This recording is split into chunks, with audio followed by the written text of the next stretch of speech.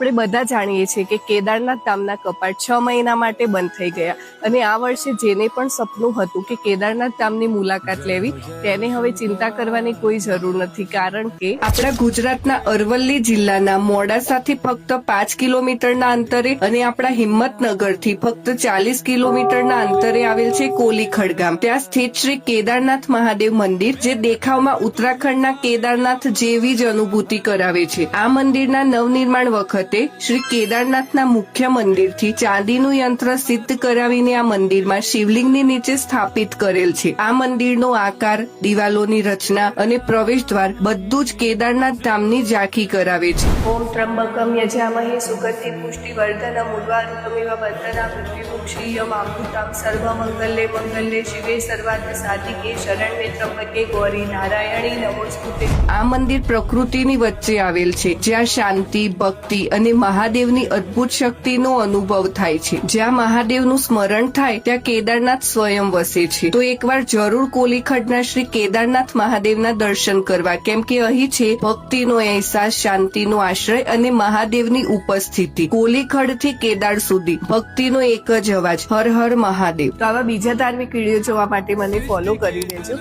અને આ વિડીયો તમારા મિત્રો અને પરિવારજનોને શેર કરી દેજો. તેમજ કોમેન્ટમાં હર હર મહાદેવ લખી દેજો. જય શ્રી કેદારનાથ.